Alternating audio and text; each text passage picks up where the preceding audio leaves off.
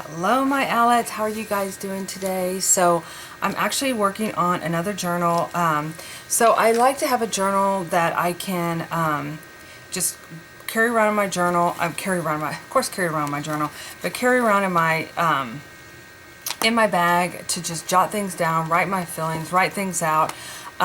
And I done that for a while, and then I decided it was too much. It's like, oh, you're carrying all these journals around, but I've missed it, you guys. And so I wanted to create something that I could carry in my journal, but of course we got to add some whimsy to the journal. I picked this up at Dollar Tree in all their school supplies. It was $1.25, and although I do love the cover, I want to, you know, dress it up a little, make it a little bit more me, and of course add some fluff. So if you ever, if you purchased a homespun kit, it's been a while. I need to do another one. I love these kits. Or it was also the sparkly owlet kit. I posted a few in my shop a while back. I like to put covers on that are like material, they feel good, and and I also like doing paper. I like doing all the covers, but this is doing, I call it the homespun look. And so my friend Deidre gave me a ton of these squares, these quilt squares. I have probably like several of them, and I went back and forth over what color to do, because I know we're approaching fall and we're approaching back to school and all the things. And so these are some of the ones that she had given me, and so you know, you can tell that they're aged. I love that. But these are just some of the ones that these are the ones that she gave me, and this is the one that I'm picking. Two reasons: it has an apple for fall, and it has a chicken. So I wanted to do something where I could fit the chicken and the apple on. I don't know if I'll be able to do both, but I also have this cute little crocheted doily. I mean, it's actually like, I use it as a mug rug. I bought several of these. I sent one to my mom because of course we have chickens. So, but I really thought about adding one to this cover. So we're going to go back and forth on that. Maybe, or did I do it this way? Somehow I was able to, I thought I could fit both the apple and the chicken on here, but it looks like I have to pick one or the other. So I will make the decision in just a second. I don't want to make the decision. I want both on there. Maybe we can figure out something. Okay, so what I like to do is to create like a little bit of fluff on my journals. That way it makes it soft and squishy. I use just a regular piece of felt, and I use my fabric glue, which has kind of got a mess on it here. And I almost feel like I could, even though it's the end of July, I feel like I could go and do more of a fall color, but I thought that the apples would be perfect for the upcoming back to school season. And whoops, and I know this journal will probably last me well into the fall, so it also gives it that look as well. So I'm literally just, we can trim around whenever if I have over this, I can definitely trim around. Got my glue over there. And then I do this also on my composition books, and that is very helpful. Oops.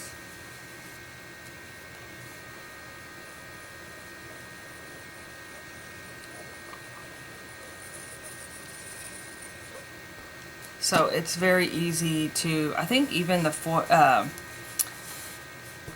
I think I might use, because I know that this felt is not as big. You can actually buy bigger pieces of felt, but I also use some fabric backing, or some, what do they call it? Witch stitch, not witch stitch, but it's batting for like quilting.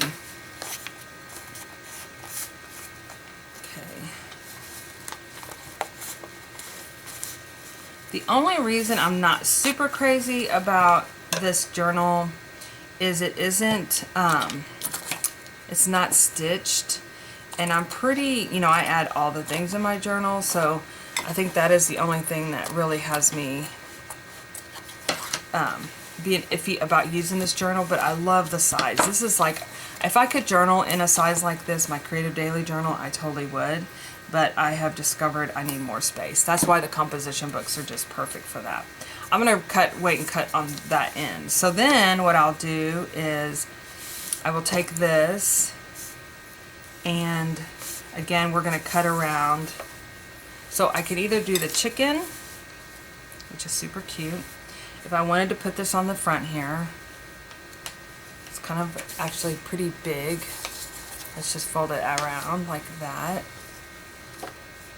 which I'm kind of not sure if I like it or not, but this is one way one of the journal will look.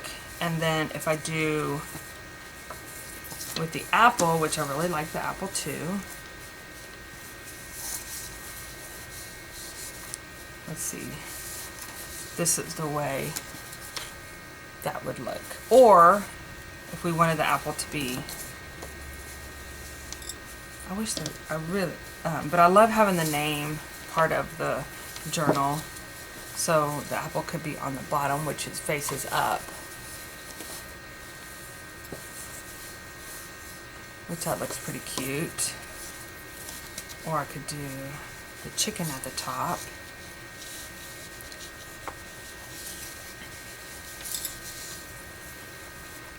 I think I like that, actually. And if I did want to put the chicken, I could put the chicken on the bottom. But I do think this chicken's too big. I was thinking it would work, but unless I put it later on, again, with these journals, you can play along as you can be creative as you want. You don't have to be set in stone on what you do right away. So, okay.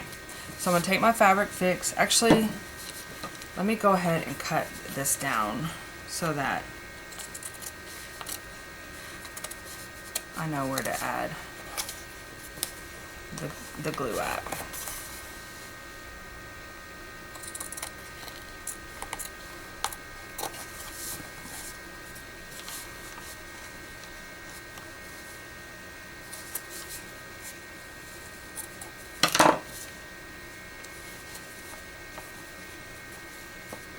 Okay, so fabric fix again, and I like to get all the way to the edge.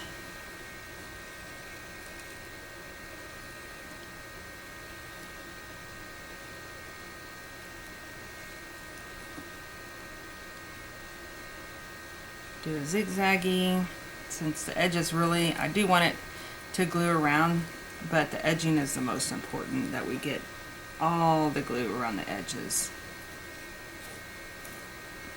Okay, whoopsies. And then I do like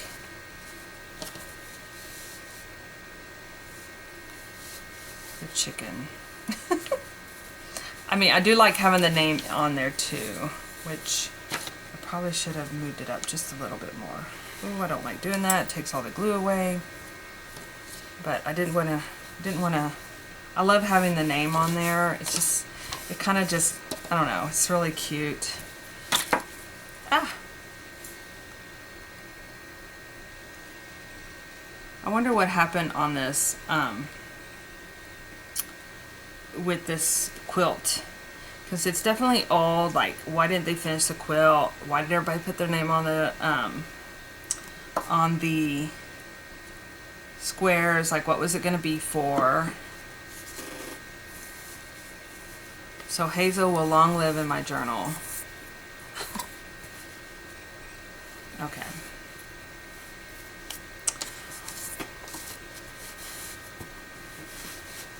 Okay, now we trim it around the edges here.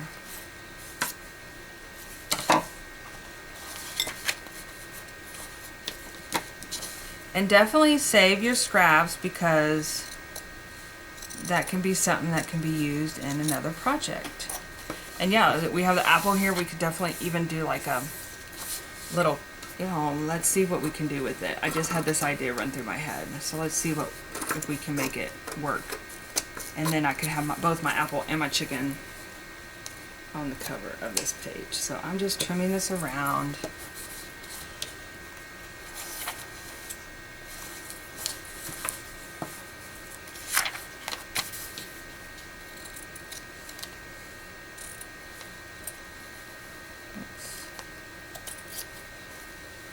The other thing I like about having a stitching journal, like the composition books, is because you you can take them apart and add different pages to it.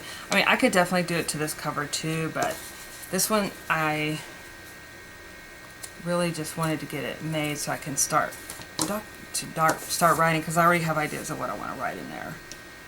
And a lot of times, some of the stuff that I want is, you know, personal, and this wouldn't be a journal I just hand to somebody and say, oh yeah, look what you can do. Because I love sharing my journals with others that want to start journaling the way, you know, with the composition book and doing all the junk journal, adding all the fun and whimsy to it. And you know, a lot of times I just write my daily events. I don't really go into like, you know, certain things that I wouldn't want other people to read.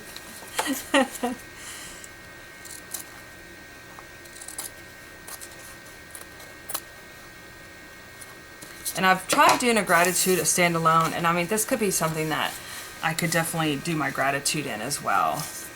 Okay, so here's my apple. Let's see what we can do.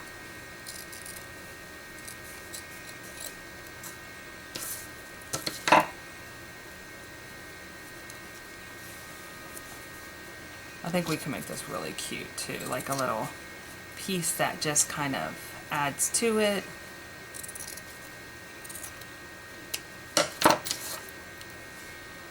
Get some, let's see. I don't think I have any red felt in here. But, you know, brown would do the trick. Oh, here we go. Red felt to the rescue. It's more like a burgundy, but that's fine.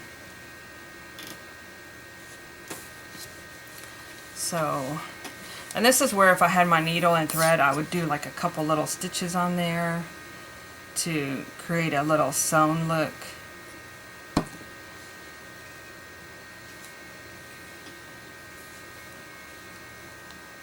Put that. Cut this out.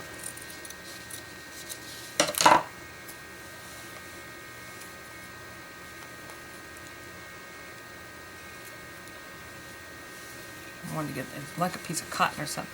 And yes, my square is super wonky, but that's kind of like that's fun, you know, and it's kind of goes with the rest of the journal and who I am. Just a little wonky, a little sideways, not perfect at all.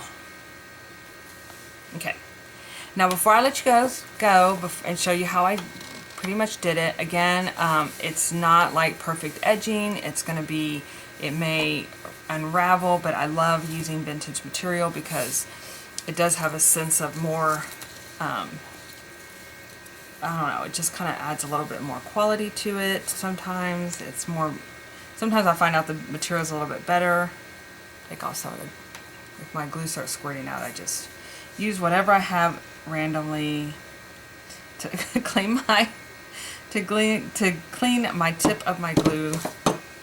And then I'm going to add this on there, which,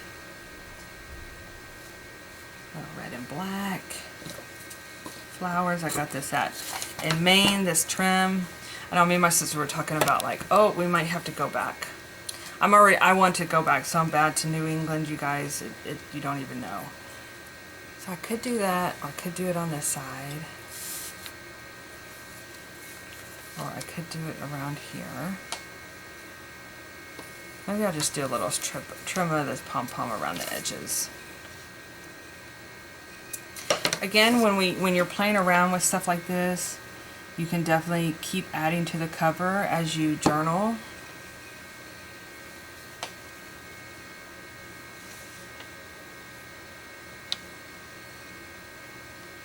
Just kind of like adding that little bit of layer there. Maybe take off that one pom-pom on the end. All right. And that's it. That's how you can make a puffy journal that's simple, easy, and it just feels good when you touch it. Again, I'll probably just start adding bits and pieces. as I go along, and as I see things, I can just add it to my journal. So, all right, you guys, thanks for watching another video. Just wanted to share this really easy technique with you, and I hope to see you in my next video. Bye-bye.